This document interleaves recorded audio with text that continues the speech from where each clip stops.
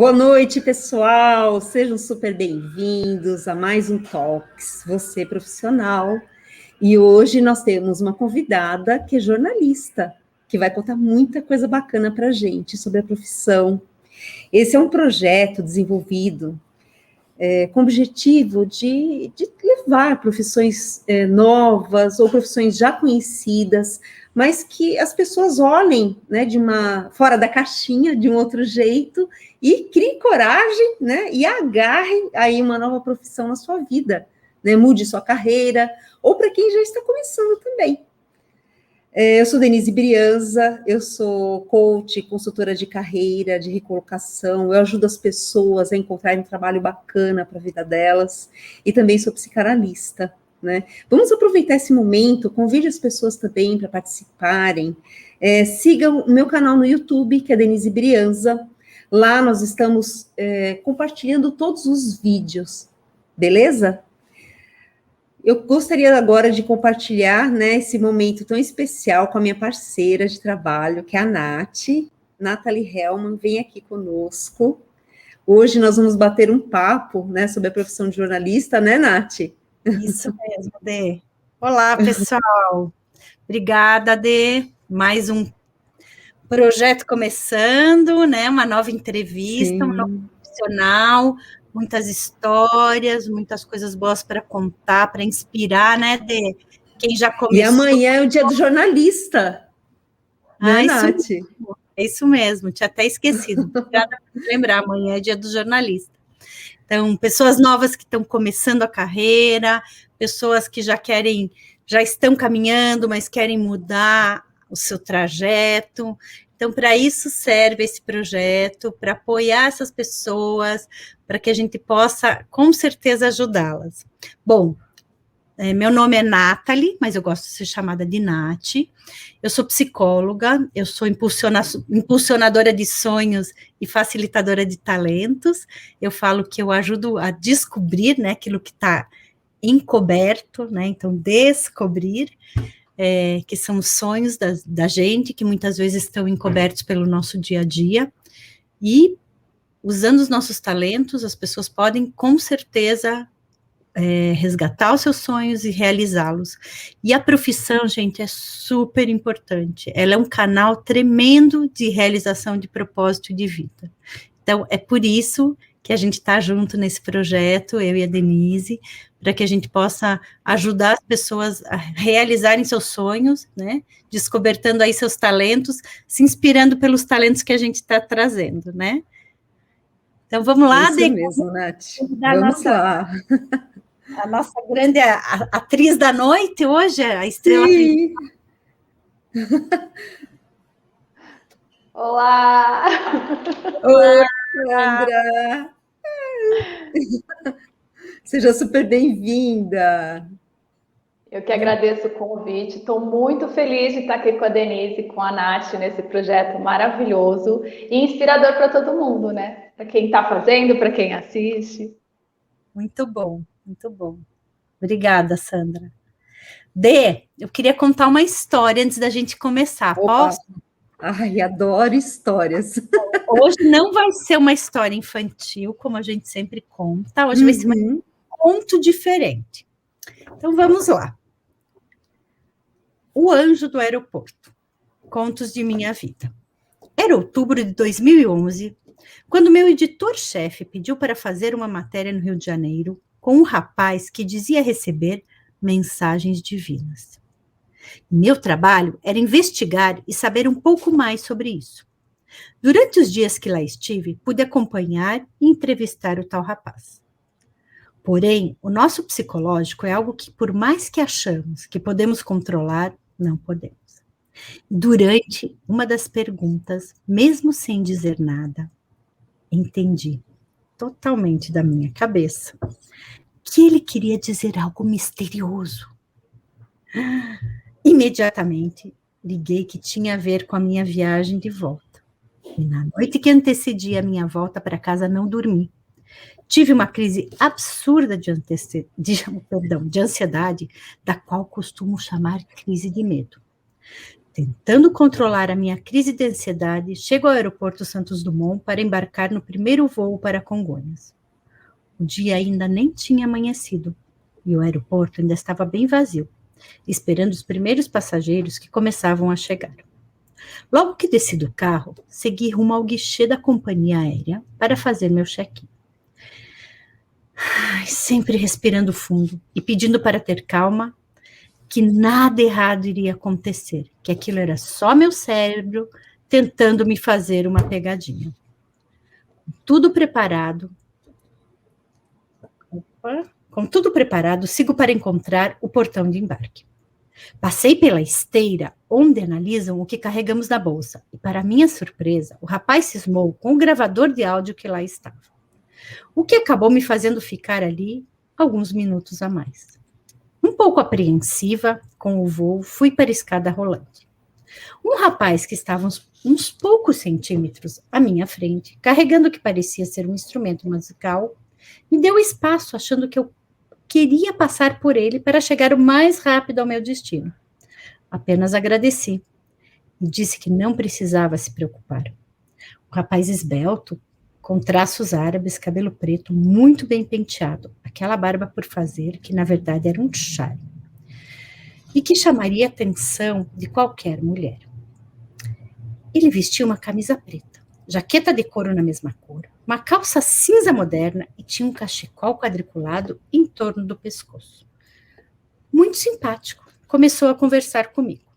Chegamos próximo ao portão de embarque e logo descobrimos que estávamos no mesmo voo. Ele me contou que era cantor e estava voltando de uma reunião com um escritório de artistas. Imediatamente comentei que era jornalista e estava ali para a realização de uma matéria, mas que também atuava como assessora de empresa. Trocamos contatos quando ele pergunta: "Você tem medo de voar?" Respondi contando sobre a crise de ansiedade e não falei do fator que tinha me causado tal sensação. Para minha surpresa, o elegante e discreto rapaz se mostrou ainda mais amigável, querendo me ajudar. Ele foi me acalmando e me fazendo esquecer de todos os pensamentos ruins que tinham passado por minha mente até aquele momento. Entramos juntos na aeronave, porém, seu assento era bem no começo, e o meu quase no final do avião. Dei tchau e segui para o meu assento. Mas antes que eu continuasse a andar, Jorge me chama.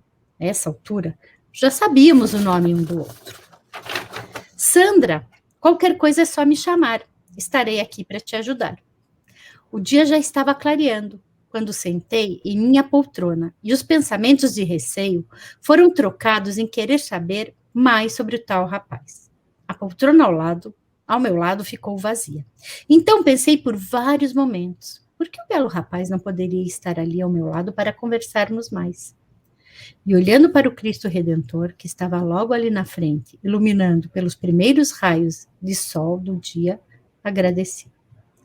Aquele estranho tinha sido um anjo enviado para me acalmar.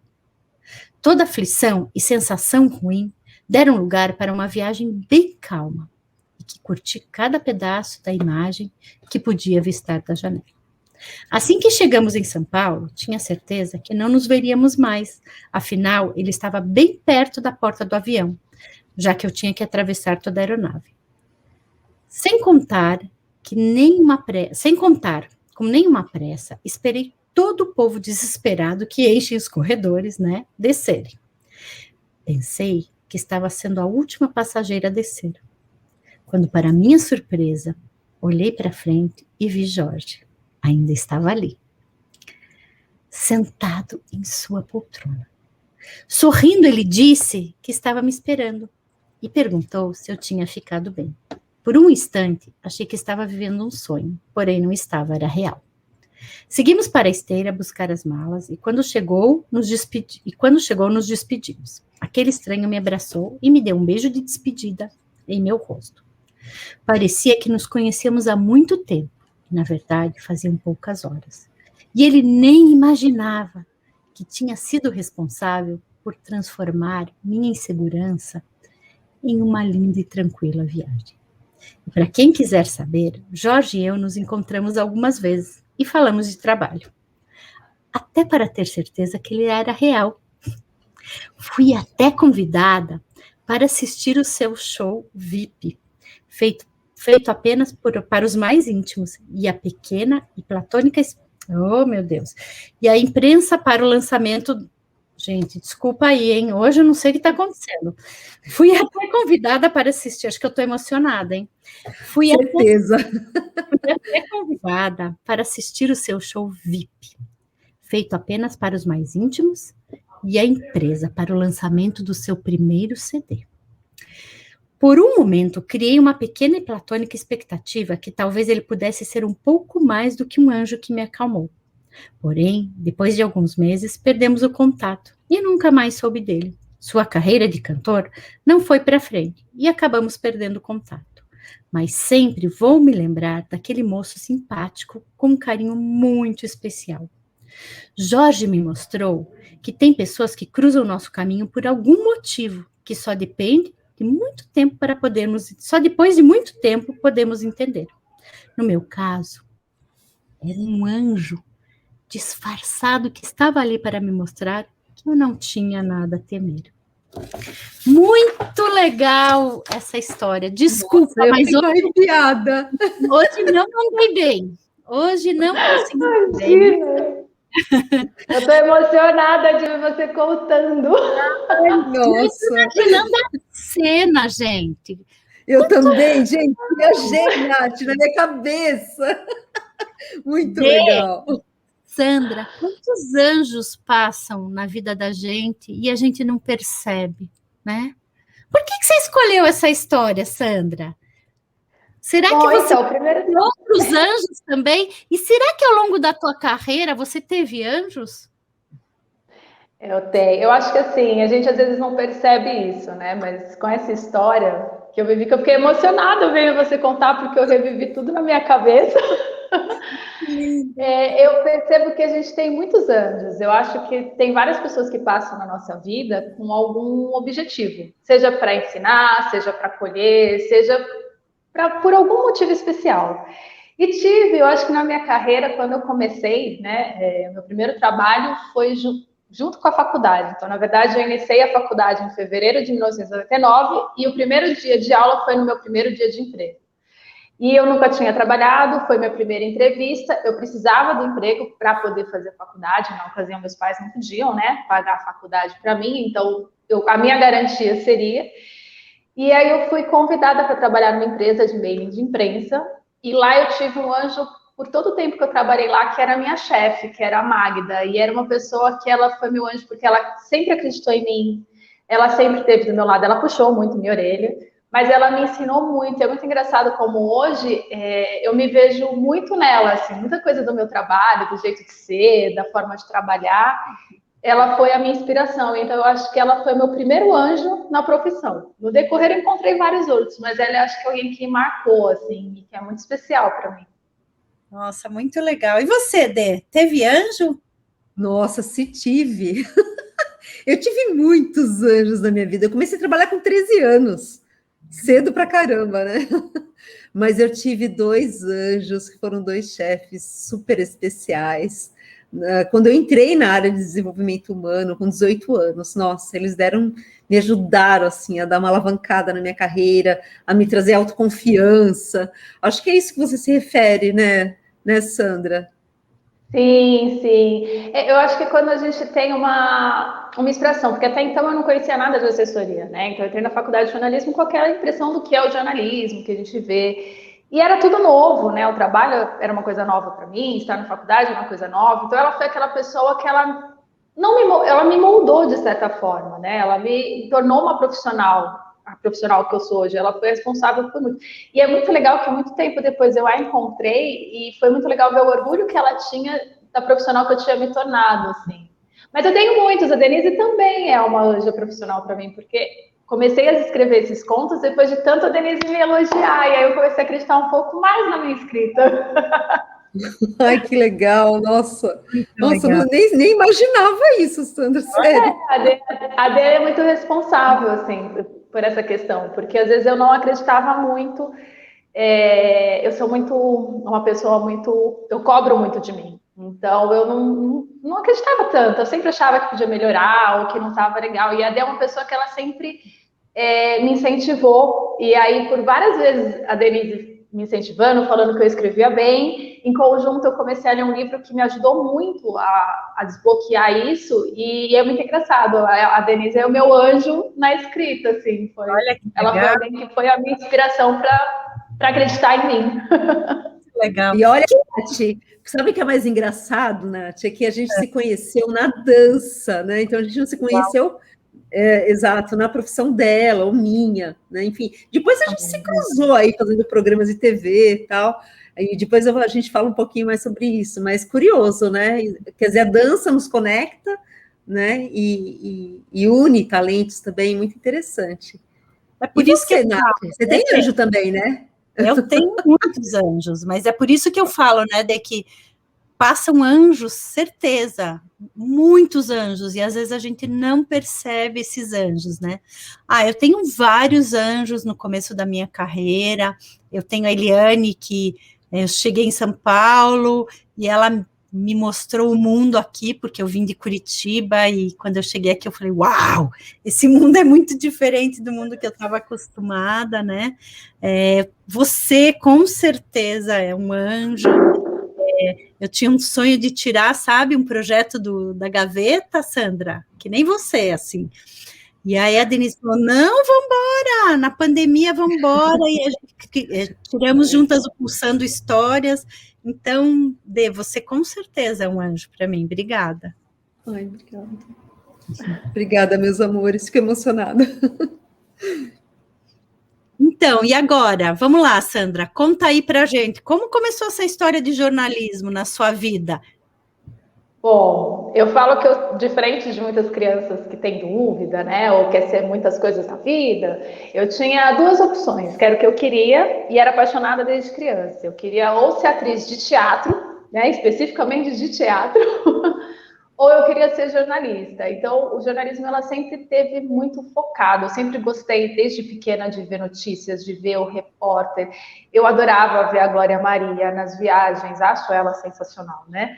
E tá no factual e tá na história, né? E aí eu queria ser jornalista até como uma forma de poder dar informação para as pessoas, de poder ser a voz das pessoas. E então foi muito naturalmente eu escolher a faculdade. Eu não tive muitas dúvidas, né?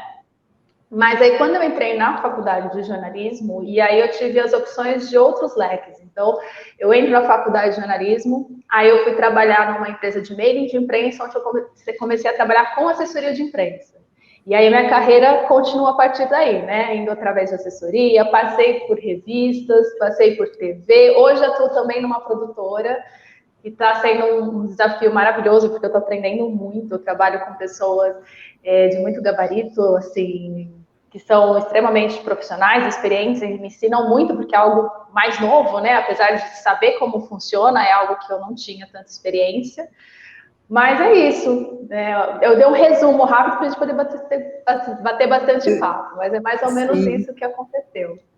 Ai, que bacana, Sandra. E, olha, você sabe que eu estava pensando em alguma frase, né, para trazer hoje aqui para a gente, e eu achei uma que tem muito a ver com o nosso tema, né, que é comunicando para tornar o mundo melhor, conectando pessoas para tornar o mundo melhor. E a frase é: jornalismo é como se fosse um fio que liga as pessoas ao mundo. Eu achei sensacional, muito linda. Perfeito e vai muito dentro do que eu falei, né? De quando eu quis ser jornalista. Sim, Porque era o que eu queria, exato. era levar informação, era noticiar, era ser a voz das pessoas, né? Então tem tudo a ver. E transformando o mundo das pessoas, né? Totalmente, totalmente. As pessoas, eu brinco, né, que o jornalismo é uma profissão amada e odiada, né? Porque todo mundo critica, né? Porém, todo mundo tem um fundo de jornalista, todo mundo tem uma vontade de estar ali na notícia, de se informar, de saber, de querer falar.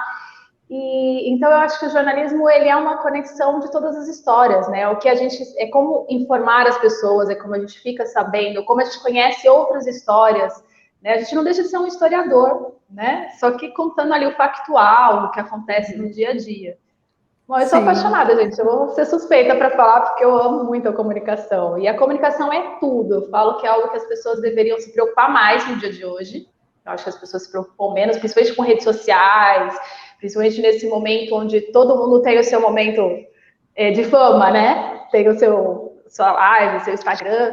E eu acho que as pessoas acabam se perdendo nessa questão do conteúdo, de aproveitar o que tem de melhor, que o jornalismo e que a informação pode trazer, e acaba perdendo essa questão da comunicação da melhor forma que pode ser feita. Uhum. Então, quer dizer que de jornalista e psicólogo todo mundo tem um pouco, né, Nath?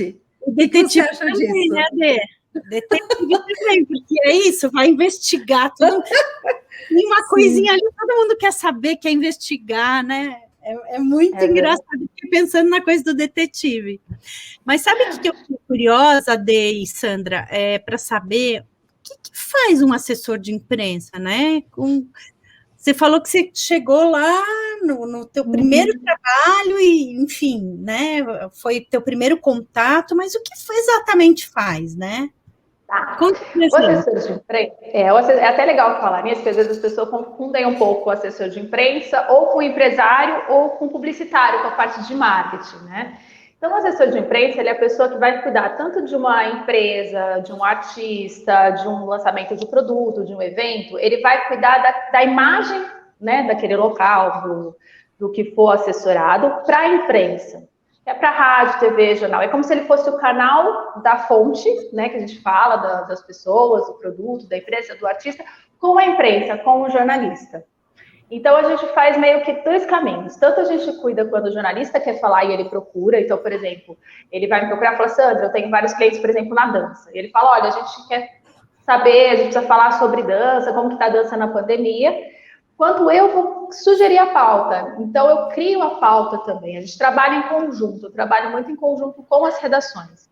Então, o assessor de imprensa, ele tanto faz cuidar do que sai, quanto ele vai ajudar o jornalista, né, na produção da matéria, sugerindo pautas. Olha, já pensou, a gente podia falar sobre isso aqui, o que você acha? E aí faz todo esse trabalho em conjunto.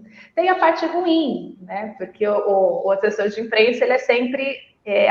quando acontece qualquer problema, né, com a empresa, a gente faz crise, né, gerencia crises, porque quando acontece qualquer problema com uma empresa grande, vou até citar um exemplo mais fácil, por exemplo, acontece um acidente aéreo, né, quem vai estar ali à frente falando, noticiando, fazendo comunicado é o assessor de imprensa. Então, a gente faz esse trâmite tanto na hora boa, quanto na hora do ruim. Então, a gente cuida da imagem do nosso cliente, para sair da melhor forma na imprensa. Também no caso de alguns artistas, por exemplo, é o assessor que responde quando ele apronta coisa que não deve, assim, tipo jogador de futebol, essas coisas. Viu? Isso também tem coisa de guarda-costa também. É detetive, é guarda-costa. Eu brinco que eu sou meio babá. Porque assim, a gente cuida meio que de tudo. Então, por exemplo, eu já trabalhei com uma assessoria que tinha artistas, né? E às vezes tinha que acompanhar em desfile, em show. Então, você tá ali no backstage, você faz tudo. Você ajuda a se trocar, você busca uma água, você fala com a imprensa, você cuida disso. Então, é meio que uma babá, assim, do local, né? Do que sai também. Nossa, é muito legal isso que você está falando, Sandra, porque muitas pessoas têm a visão de que ela faz aquele trabalho, é só aquilo, não consegue fazer outras coisas, né? Que não tem relação direta com o trabalho, mas como você disse, é babá, vou buscar uma água, vou fazer isso, né? Pego uma toalha, dou uma ajuda aqui, uma ajuda ali. Não vou mentir, assim, como toda profissão, é que a assessoria de imprensa, primeiro ela começou que eram só relações públicas que faziam, né? Depois de um tempo, os jornalistas da redação passaram a ir para a assessoria de imprensa e aí o mercado se abriu para o jornalismo, porque como a assessoria trabalha direto com a redação, e a redação ela tem horário próprio, ela tem horário de fechamento, tem que saber que horas que eu vou conseguir falar, o que vale a pena também. Imagina, eu vou mandar uma pauta para um jornalista que fala de economia, eu vou mandar uma pauta de dança. Então, todo esse cuidado, né, o jornalista da redação sabe quando o assessor é um jornalista, ele vai ter também. Porém, a gente tem muito assessor de imprensa que é irmão, por exemplo, quando é famoso, quando é artista, às vezes o irmão do cara virou assessor, ou um amigo, e aí a gente acaba tendo também um pouquinho dessa mudança, né? Tem assessor que quer aparecer mais com o artista, acontece, né? Acontece. Sim, mas acontece, posso imaginar. Mas você sabe que eu ia te perguntar? exatamente isso. Precisa ter formação para ser jornalista? Então, não necessariamente, assim, precisa ter formação em jornalismo. Porém, alguns anos atrás, quando eu estava fazendo faculdade, uma juíza falou que para ser jornalista, se você tivesse uma outra faculdade, você poderia fazer jornalismo sem precisar ter o diploma. Mas as redações, as emissoras, tanto a área de assessoria quanto esses lugares, eles procuram, sim, pessoas que são formadas ou que tenham contato ou saibam o que é o jornalismo, né? Mas isso aconteceu também porque os primeiros jornalistas não tinham faculdade de jornalismo, era um curso novo, né? Assim, ele é um curso mais recente. Então, as pessoas faziam jornalismo porque ela sabia escrever, porque ela queria, né, falar. Então, tem muito jornalista que não tem realmente a faculdade de jornalismo. Foi uma forma de dar o MTB, né? Porque a gente não tem um órgão tipo CRM, OEB, a gente tira o MTB, que é do Ministério do Trabalho mesmo. E aí foi uma forma de dar para essas pessoas o MTV, né? Mas é claro que acontece de muitas reportagens serem feitas por ex-BBBs, enfim, acaba acontecendo essas coisas. Mas os principais jornalistas mesmo, a maioria, eles são formados, ou têm algum curso, ou têm muita experiência na área, então... Ô, Sandra, que matérias você mais gostava na faculdade? Quais são, se você puder citar aí algumas matérias que fazem parte do curso, né? E quais você mais gostava? Olha que engraçado, eu acho que na faculdade eu gostava muito, apesar de não ter vontade de trabalhar em rádio, eu adorava fazer aula de rádio. Era uma das matérias mas eu acho que os professores ajudavam muito a gente se apaixonar pela matéria, né? Eu tinha um professor muito legal de rádio. Eu gostava muito da aula de fotografia. Ai, gente, agora eu vou falar que eu sou velha, né? Porque a gente, na época, tinha filme. E aí a gente ia para o laboratório revelar. Nem sei o que é isso. Eu nem sei o que é isso. E eu adorava ficar revelando o filme no laboratório. Eu achava o máximo aquele estúdio escuro. E ficar revelando. E eu tinha uma professora que chama Miriam Bevilacqua. E é muito engraçado que ela foi aquela pessoa que me fez apaixonar por jornalismo de forma geral, assim, de contar histórias. Seja de TV, seja de escrever. Mas é engraçado, assim, acho que ela tirou a maior paixão, assim, foi depois de entender que eu poderia escrever, que o jornalismo é mais amplo, porque até então eu achava que era só TV, a aula que a gente, vamos fazer TV, porque todo mundo entra na faculdade de jornalismo, a maioria das vezes, com essa impressão. Eu até brinco, né? Todo mundo acha que vai ser o William Bonner, a Fátima Bernardes, e esquece que, na verdade, eles estão na câmera, mas ali por trás tem uma equipe imensa, né? Ali por trás tem o pauteiro, tem o produtor, tem o editor, tem o chefe de reportagem, tem o cinegrafista, tem os auxiliares, que são pessoas extremamente importantes. Sem eles, nada acontece, nada acontece. Então, é uma equipe. No jornalismo, a gente não trabalha sozinho, a gente trabalha em equipe. Então, todos os profissionais da comunicação, independente de ser jornalista ou não, pode ser alguém de rádio e TV, pode ser independente da área, eles são importantes para que aquilo aconteça. Nossa, precisa ter um desapego enorme, né, Nath? Nossa. Não é verdade? Pensa, ele está por trás das câmeras, né? Mas tem um papel fundamental, mas não está ali aparecendo, todo mundo vendo, né? Porque a imagem conta bastante. Então, eu imagino, né, que tem que ter um nível de desapego. E sobre as habilidades, né, Nath? O que a gente pode dizer sobre isso? Você sabe quais são as habilidades? Eu ia dizer isso, né, da coisa do desapego, né? Porque tem um glamour, né, Sandra, muito forte na coisa do jornalismo, da TV. E aí, se você não cuidar, né, é isso que a Denise está falando, você escorrega na casca da banana e se perde no teu próprio brilho, né? Fica cego com o teu próprio brilho. Então, eu imagino que tem muito ainda, né, Sandra? Eu acho que glamour, talvez até numa escolha de uma profissão, né, na escolha dessa profissão, de outras, mas enfim, estamos falando dessa agora, né? Sim, não, e eu falo até pensando na assessoria de imprensa, por exemplo, eu até brinco que é um trabalho que eu fico muito feliz quando eu consigo grandes matérias para os meus clientes. Mas eu em si não apareço, as pessoas não sabem que eu tive ali fazendo a matéria, mas para mim é tão gratificante o resultado de fazer com que a pessoa que eu estou assessorando, né, apareça da melhor forma, esteja em entrevistas. A Denise já esteve comigo, né, Dê? Eu acompanho, eu estou ali, estou sempre... Então, você realmente tem esse desapego. E é engraçado porque hoje em dia as pessoas têm muita necessidade de estar à frente, né? E é o que eu falo, como você falou, o próprio cinegrafista, né, todos os auxiliares, o editor de imagem, todas essas pessoas, eles são essenciais, porque sem eles não tem, eles vão te dar o melhor ângulo.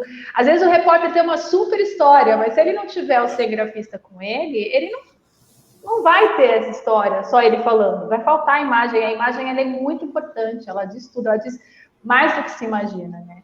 Então, realmente, mas não vou mentir, tem as pessoas com muito ego, com problema, tem as disputas que infelizmente acontecem em qualquer área de trabalho, mas é ter essa noção de você saber que o resultado do seu trabalho é muito maior do que o seu ego, do que você aparecer, e sim o que aquilo vai trazer, assim, né? Que é uma história bem contada, que é dar voz para quem precisa, que é noticiar, informar e as pessoas entenderem o quanto aquilo é importante. Eu, pelo menos, vejo assim, né, o jornalismo. Acho que é isso que faz ser enriquecedora essa área da comunicação. E aí, agora respondendo a pergunta da Dê, né? Que habilidades, então, tem que ter? Um bom ouvinte, um bom observador, saber se relacionar, né? Porque se você depende de tantas pessoas, se você não souber se relacionar, você está perdido. Sim, eu acho que assim, eu acho que quando a gente escolhe, apesar que eu acho que muito disso todas as profissões acabam tendo um pouco, né? Então, eu acho que primeiro de tudo é saber respeitar, né, os outros profissionais, ter respeito por todos que estão ali, porque você não faz nada sozinho. É você saber trabalhar em equipe, é você ser curioso, é sempre bom ser curioso, querer sempre aprender, estar sempre aberto a aprender, porque eu aprendo constantemente. Um dia eu estou falando de uma coisa, outro dia eu estou falando de médico, outro dia eu estou falando com a área de cultura, outro dia eu estou falando de política, então a gente está sempre aberto, então tem que estar sempre aberto a aprender, tem que gostar de investigar também em alguns casos, né? De não ficar satisfeito só com aquilo que olhou, sabe? Assim, de saber mesmo, de ser, tá, mas essa história é verdade mesmo? Não tá faltando um pontinho? Eu brinco que toda história tem 3 lados, né? O que cada parte conta e aquela que realmente é. Né? Porque cada um conta do seu jeito. Sim. Então, e ser bom ouvinte, eu acho que é muito importante você ouvir, né? E saber lapidar o que é uma história legal, o que não é, ter a percepção, isso não está tão real, tem alguma coisa de errado. Então, acho que é ter a sensibilidade também, né? De ter esse faro aguçado, assim. Pois é, e aí o jornalista me dá uma sensação que a habilidade dele é falar, né? E aí você fala em ouvir, dá uma confusão. Mas é que para ele mais importante, falar, né? Falar em público, né? Ouvir ou escrever. Ele tem que saber falar. Então, ele tem que saber falar, mas o jornalismo, ele precisa de uma boa história, e a história não é do jornalista, é de uma outra pessoa. Então, ele precisa ouvir, né? Seja, dependendo da situação, ouvir os lados envolvidos, né, na matéria, seja em determinado momento que for contar uma história de alguém, ouvir a história da pessoa para repassar. Então, a fala do jornalista ela é muito importante, porque ela vai traduzir, ela vai representar aquela outra história, né? Ela vai contar os fatos. Porém, se ela não ouvir, se não ouvir direito, não prestar atenção, você vai estar passando, muitas vezes, uma verdade, ou vai estar passando só o que você quer passar, e não necessariamente o que representa aquela situação, aquela matéria. Então, é uma ligação. Eu falo que o jornalista, o jornalismo, mesmo como assessora, a área da comunicação, a gente é um instrumento, né? O repórter, ele é um instrumento, ele precisa saber falar. Mas se ele não ouvir as pessoas em volta, ele vai falar o que ele acha só, ele não vai ter embasamento, né? Então, é importante as duas coisas. Já aconteceu, agora fiquei muito curiosa, Dê. Desculpa, mas eu vou ter que perguntar. Já aconteceu do teu faro te dizer assim, isso não está cheirando rosas e ela está dizendo que é rosas. Já aconteceu? Então, já. Eu tenho um lado de sensibilidade muito forte. E às vezes tem algumas coisas que... na verdade, são duas coisas. Além de sensibilidade forte, eu tenho uma memória muito forte. Então, se você me falar hoje, daqui 10 anos você me perguntar, eu vou saber tudo que a gente conversou nessa live. Então, com isso, a gente consegue pegar mentiras muito fáceis. Então, já teve até com cliente de assessoria, de repente, porque eu tenho que conhecer meu cliente para poder vender para a redação a história dele, né? E aí, às vezes, ele conta uma coisa que eu falo, então, mas foi assim mesmo? Você fez realmente isso na sua carreira, na sua história? Ah, não foi bem assim. Então, você fica atento a esses detalhes, assim. Mas acontece, as pessoas, nem sempre elas, né, elas acabam contando suas versões para tudo. Então, tem muita Nossa, situação que a imagina. gente percebe. Teve Quer situações de dizer, nervosismo, né, também. Teve uma entrevista que eu fiz para uma matéria escrita para uma revista. Foi, acho que, por incrível que pareça, foi a matéria que poderia ser mais simples e foi pesada. E o entrevistado, ele era inclusive assessor de imprensa lá do local, né, do que eu ia falar, e ele ficou tão incomodado, assim, com as minhas perguntas, porque ele não achava que eu ia perguntar, e eu sou aquela... Quando eu estou fazendo revista, né, matéria, eu sou aquelas que perguntam mesmo, né, que quer saber para poder informar. E ele ficou muito incomodado, eu vi que ele ficou quase saindo da cadeira, assim, sabe?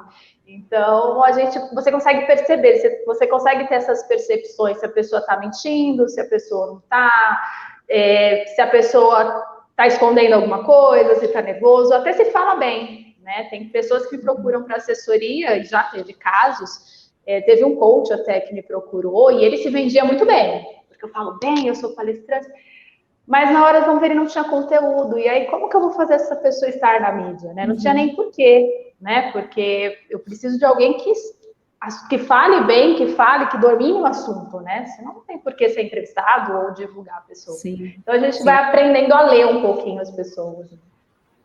Deixa eu só fazer um comentário aqui, meninas, que a Marcela Pinho, né, tem um comentário aqui bem bacana sobre saber ouvir. Aliás, a Marcela Pinho vai ser a nossa próxima entrevistada semana que vem. Ela é bailarina, não percam. Uau.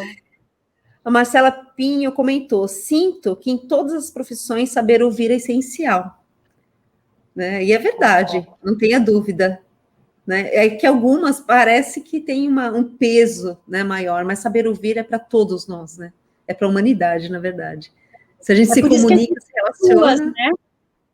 Por isso que Sim. dois ouvidos e só uma boca. Mas a gente usa muito mais a boca, né? Do que os ouvidos. É verdade. Eu percebo até hoje, eu falo muito de ouvir também, porque hoje a gente está com uma mania. As pessoas falam que não, mas a gente percebe como as pessoas gostam de julgar, né? Na rede social, seja num programa de TV, e cancela as pessoas. A gente está num processo onde as pessoas querem ter a sua opinião, impor a sua opinião, né, atrás da internet, e elas não querem ouvir o porquê aquela pessoa, de repente, está falando aqui, ou ler, né, o que a pessoa está falando aquilo. Então, eu percebo que a sociedade, em geral, ela está com uma tendência muito grande em ouvir muito pouco um ao outro. E eu vi até a notícia, ler a notícia, as pessoas leem o título e não, né, não continuam. As pessoas ouvem rapidamente e já saem vendendo uma coisa que não é. E se a pessoa parar e prestar atenção, vai entender, vai ser passado corretamente, né? Mas as pessoas têm muita pressa, acho que hoje em dia, e elas não querem ouvir uma das outras. Além da pressa, Sandra, tem a questão também das fake news. Então, como que o jornalista lida hoje em dia com as fake news e também com essa pressa que você mencionou, né, de ler só o título? Já que o jornalista escreve, né, escreve bastante normalmente, como é que vocês lidam com essa frustração ou como que vocês trabalham com as fake news e também com a profissão de todos, né, que todo mundo é jornalista, como você disse. Verdade. Hoje em dia, no mundo digital, todo mundo é jornalista. Eu acho que assim, o jornalismo ele tem que, cada área, né, o jornal impresso vai ter um público, a internet tem um outro público e a TV tem um público. Então, eu acho que cada um vai falar com o seu público da forma que vai saber que ele vai estar vendo.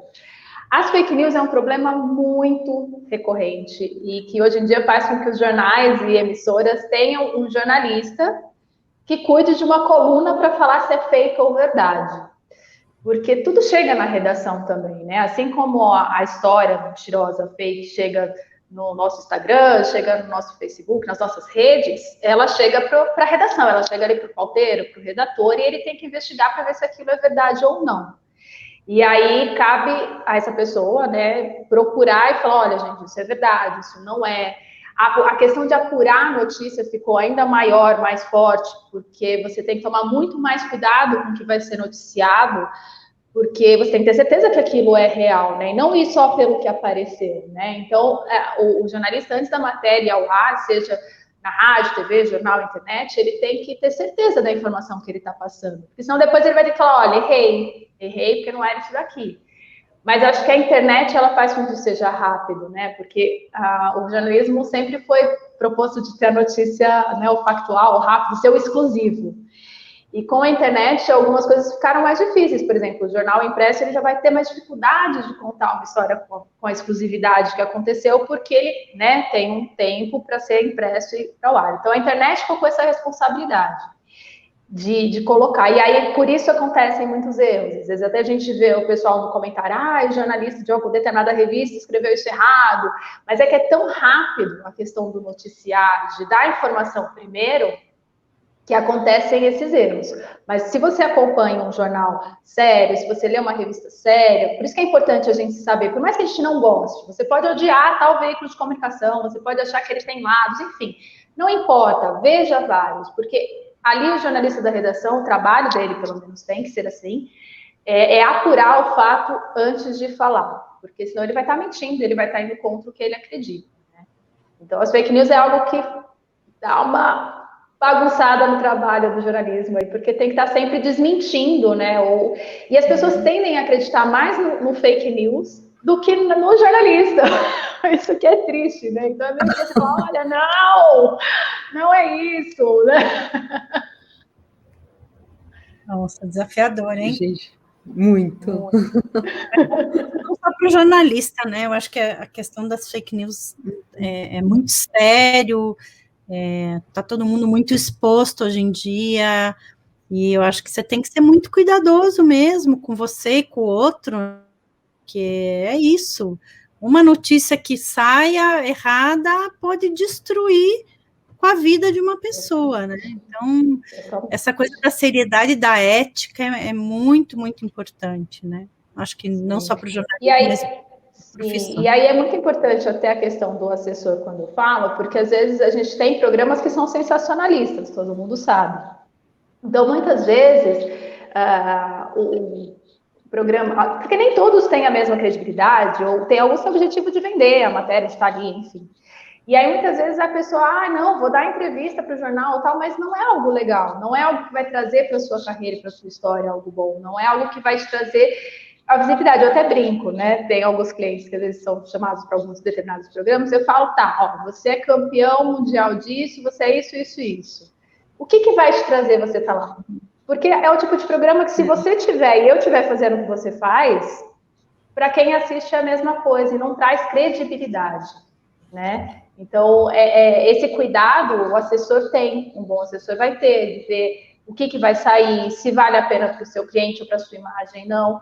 A gente vai se preocupar em você não ter só os 5 minutos da sua fama, mas você ter uma credibilidade do seu trabalho, que vale a pena, né? E uma coisa que eu sempre me preocupo, que é algo que eu, depois de um tempo, comecei a colocar na minha assessoria, é que eu quero ter comigo clientes e pessoas que realmente merecem virar notícia e ser informação, né? Pessoas que vão trazer conteúdo e que merecem que as pessoas saibam da sua história, que eu acho que é muito importante, senão fica tudo muito banalizado, né? É o que eu falei, eu sinto muita falta de conteúdo, né? Assim, muitas vezes. Conteúdo de qualidade, né? E nessa conexão com seus clientes, né? Sempre buscando histórias e pessoas que valem a pena. Você tem alguma história curiosa para compartilhar com a gente, né, Nath?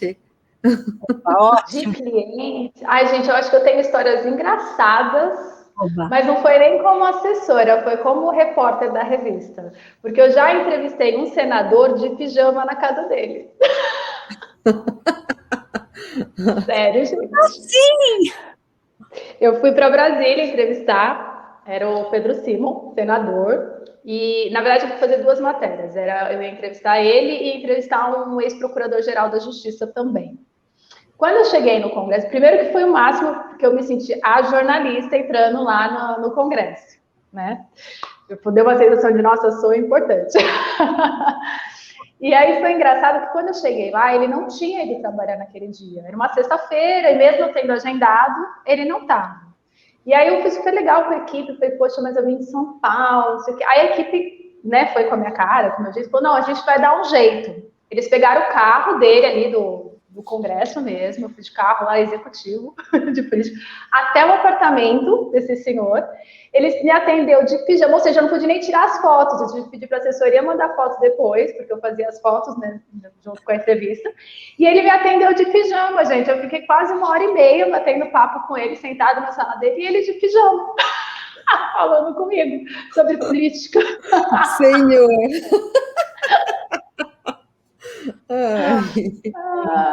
Então, mas tem muitas situações curiosas, engraçadas, assim. Eu acho que a gente vai passando por situações, né?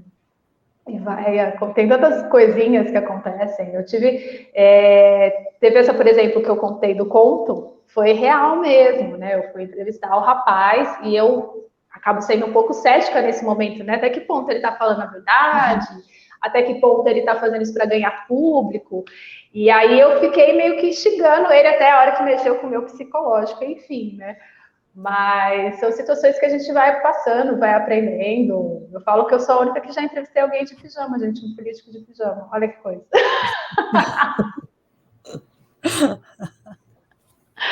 Mas é uma situação bem inusitada. Qual é o seu momento mais especial na sua carreira? Se você tiver que pensar assim. Eu acho que eu vivo muitos momentos especiais, mas eu acho que aquele que me realizou como jornalista foi ter ganho o prêmio de Direitos Humanos, o Admir Herzog. E eu acho que ali foi uma sensação, porque eu ganhei na categoria revista, né? Era uma revista que não é conhecida do grande público, escrevi a matéria sem expectativa nenhuma, assim, né? E aí foi muito engraçado que eu estava em casa, e olha como são as coisas, né? Como a gente tem sinais. E foi um dia que eu estava muito sem saber se eu queria continuar, se eu estava no caminho. Sabe assim, quando você não sei, não estava acontecendo. E aí eu fiz uma oração e falei, poxa, me mostra se eu devo continuar ou não, né? Trabalhando nessa área.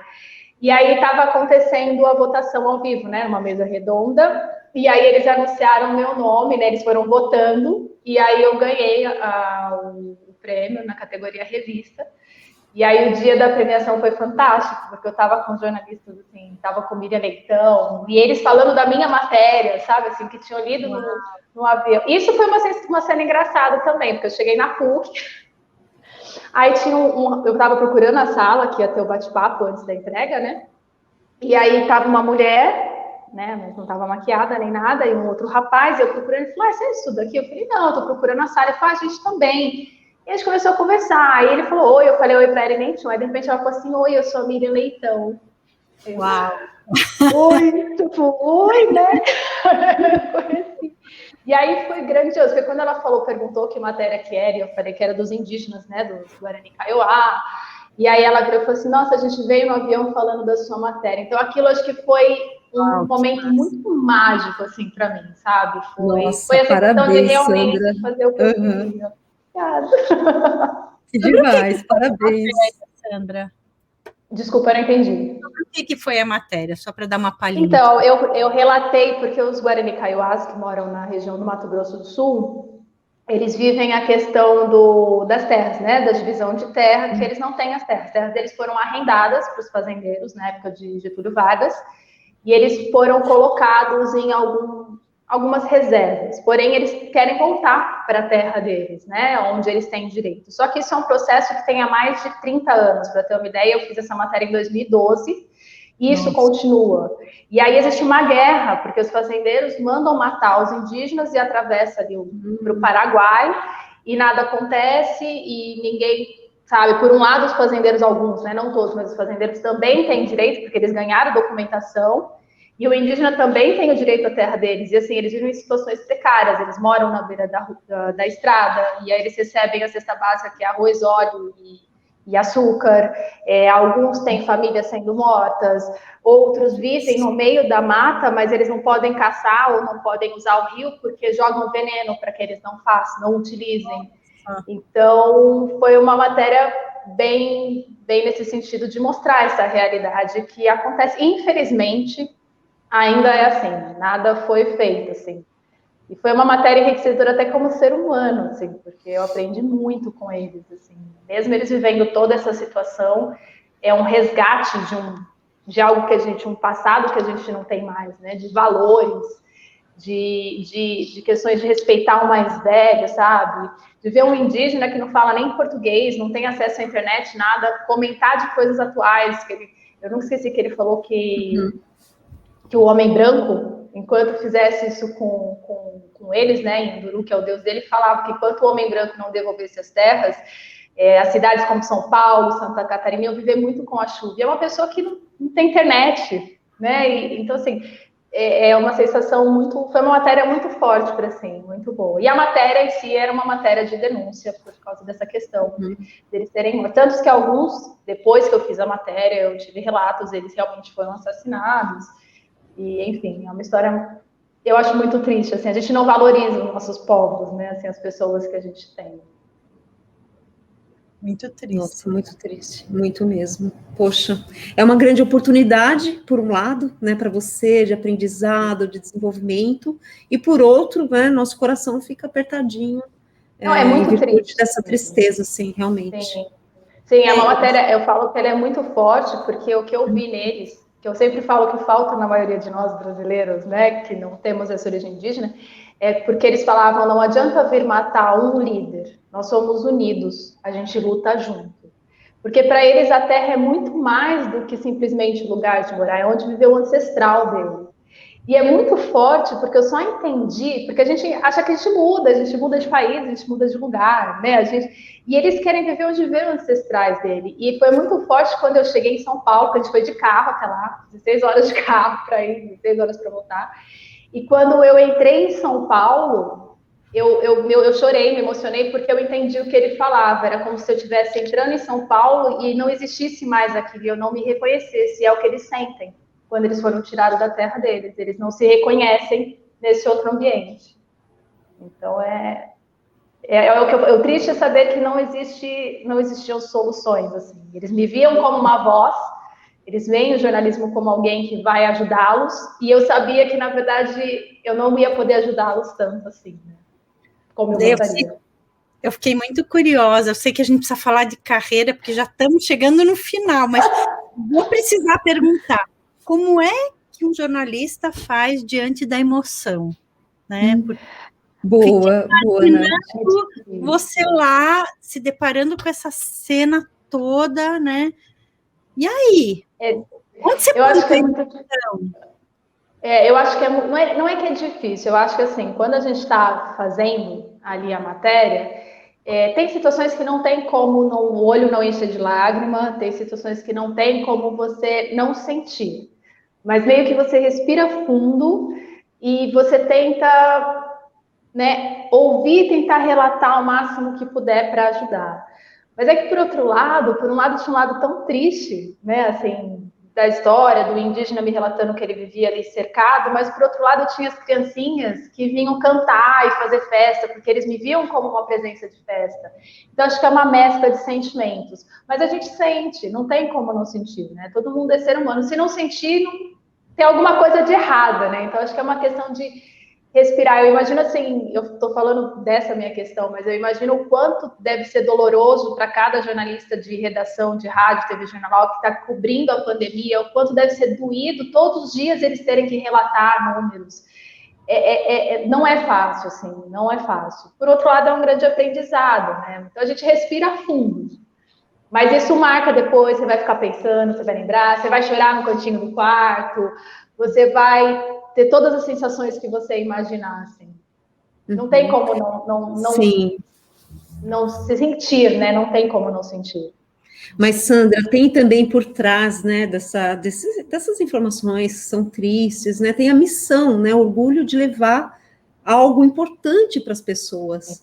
Sim. Né, Sim, acho que isso dá um equilíbrio, né? Dá um equilíbrio imagina a pressão que era eu chegar ali e eu saber que a minha revista não era tão grande, eu não era uma grande emissora, mas os indígenas, porque eles falam Guarani, né? Mas alguns aprendem o Guarani e o português. E aí imagina você ouvir dele que não, a gente está falando com você porque você é a nossa voz. Imagina a pressão disso. E por um lado eu sabia que eu ia fazer o meu melhor, mas eu não ia conseguir resolver. Eu acho que essa parte do jornalismo é a que pega para mim, porque quando eu quis ser jornalista, era justamente uma forma de justiça, sabe? Assim, de dar voz, de noticiar, e eu sei que não é tão assim, principalmente quando envolve questões políticas, questões burocráticas. Então é muito forte, assim, é muito louco. Tudo passa na nossa cabeça. Muito legal. Dar voz para quem não é ouvido, né? Sim, sem dúvida. E como é que é? Dá tempo ainda, Nath, de fazer uma pergunta? A gente está terminando, vai, né? Vai. Sim, vai, é penúltima, vai. Penúltima, isso. Sandra, assim, que dicas você daria para as pessoas que querem ingressar nessa carreira, né? E se você acha que tem limite de idade, né? Acho que isso é bacana perguntar, porque hoje em dia as pessoas estão transitando de carreira, né? E o que você sugere para elas, né, que estão começando, ou que têm intenção, ou que nunca pensaram e gostariam de começar a carreira de jornalista? Tá, eu acho que assim, a principal dica é a pessoa perceber do que ela gosta, né? Quando fala em ser jornalismo, o que te chama atenção? Te chama a atenção noticiar, te chama a atenção escrever de um assunto específico, porque eu posso trabalhar numa editoria específica, eu posso trabalhar só na área de cultura, né? Eu posso ser um jornalista só esportivo, né? Não noticiar o geral, o dia a dia. Mas não tem idade, eu acho que nada nessa vida tem idade. Eu acho que eu acho tão bonitinho esses realities, assim, porque mexe comigo. E aí eu tava assistindo aquele The Voice Mais, né? Que são pessoas mais velhas. E aí uma senhora de 83 anos ali no palco cantando, e a realização dela de estar participando de um concurso, de estar na TV depois de tantos anos, né? Assim, então, eu acho que não tem idade, sonhar não tem idade, é você ir atrás, é procurar uma boa formação, é procurar se informar, é procurar estar aberto a aprender, é perceber o que você gosta de falar ou escrever, ou o que você gosta, né, na comunicação. De repente, a pessoa gosta de estar fazendo mais produção, né, ou de repente a pessoa gosta de estar fazendo entrevistas, é se preparar para aquilo. Eu acho que você tem que apenas gostar, saber que você vai... que não é um mundo fácil também, não vou mentir, porque às vezes a gente fala no jornalismo com glamour, né? E não é tão simples, não é tão fácil, né? Tem muitos perrengues, trabalha pra caramba, principalmente quem trabalha em redação, tem plantões, trabalha horas e horas fora do horário. Mas eu acho que é você estar aberto, eu acho que toda profissão, quando você quer mudar isso, é você estar aberto a aprender e saber o que você quer, buscar o que você quer. Quero ser comunicadora? Estuda para isso, teste, faz treino, faz tudo que for possível e vai e corre atrás do sonho. Nada é impossível, eu acho, quando a gente quer. Nem acho, é isso mesmo. Verdade, nada é impossível mesmo. E sem limites de idade, né? Isso que é o principal. Não, gente, limite eu acho que não tem nada. Eu falo, minha sobrinha dá risada, gente, porque eu falo para ela que eu vou estar com 100 anos dançando nos bailes, aí ela vai ter que me buscar. Ela fala, ai, tia, não. Ah, sim, eu também quero dançar, até bem velhinha. Eu tenho como grande exemplo, né, a Fernanda Montenegro, que é uma mulher que está com 90 e poucos, e ela é uma pessoa tontual, né, de cabeça, de fala, então acho que todo mundo pode, a idade é o de menos. Hoje a gente tem uma sociedade mais aberta para isso, né? Com certeza, até porque a maturidade vai trazendo tanta coisa para a gente, né, tanta experiência, tanta sabedoria, né, que você não adquire, sei lá, no MBA, não que eu não acho que não é importante, eu acho que é muito importante, mas eu acho que viver é uma grande escola, né, é uma grande possibilidade de muitos aprendizados. E quem não percebe, não imagina, né? Quantas vezes eu penso assim, falo, nossa, se eu tivesse há um tempo atrás a cabeça que eu tenho hoje, teria sido tão diferente, teria sido melhor profissionalmente, né? Porque a gente tem experiência, né?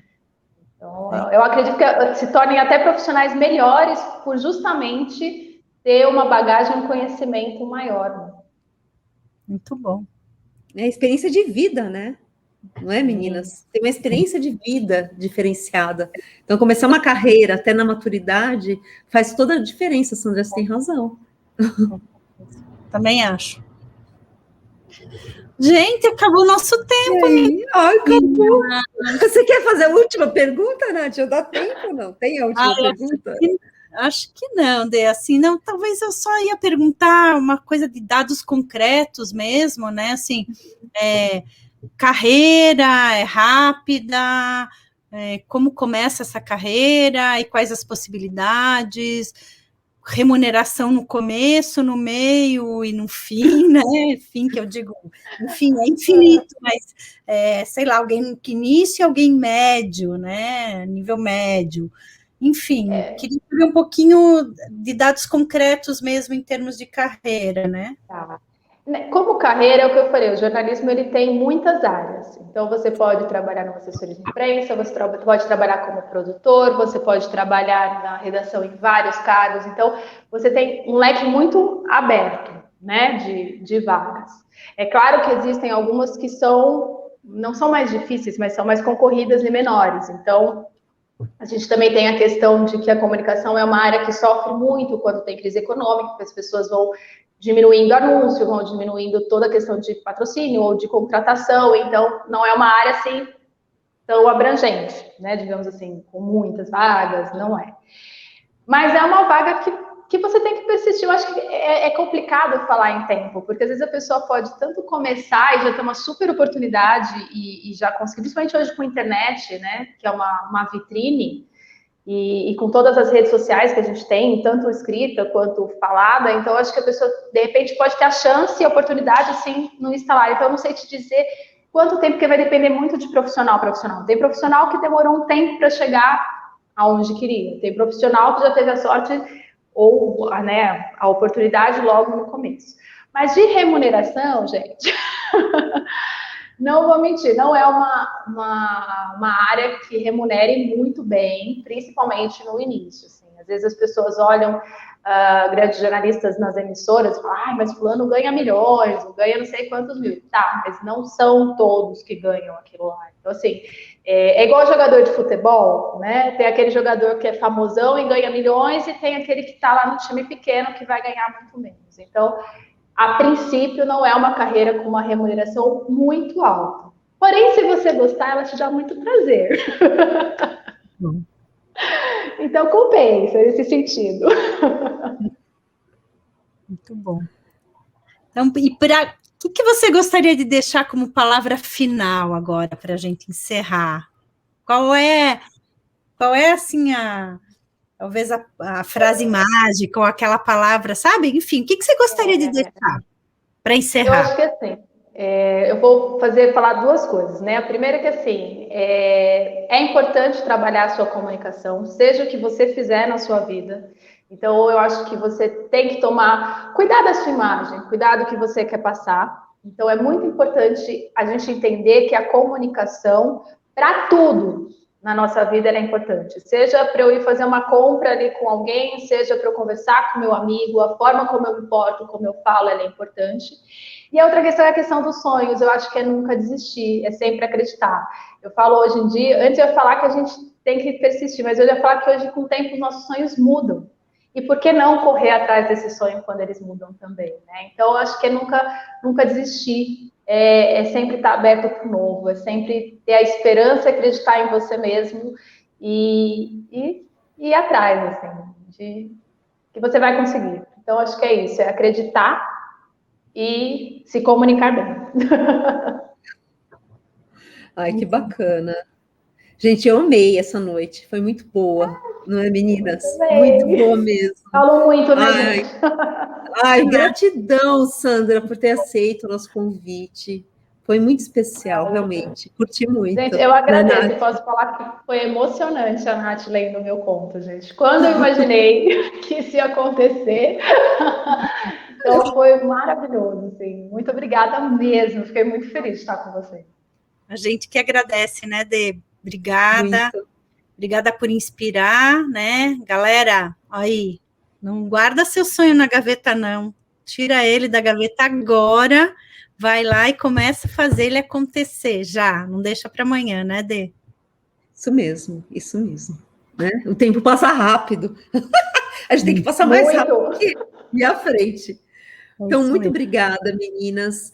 E, gente, obrigada também por vocês estarem aqui conosco. E terça-feira que vem, 19h30, estaremos juntos novamente e falaremos com a Marcela Cunha, bailarina. Vamos comemorar também, porque é o mês do jornalista e também é o mês que nós comemoramos o Dia Internacional da Dança. É verdade. Tá bom? Ai, gente, eu amo, vou assistir. A gente vai começar dançando, Dê. Sem dúvida. Ai, eu não duvido da Denise pedir começar autorização para ela, né? Eu não, eu tô fora, me ponha fora dessa.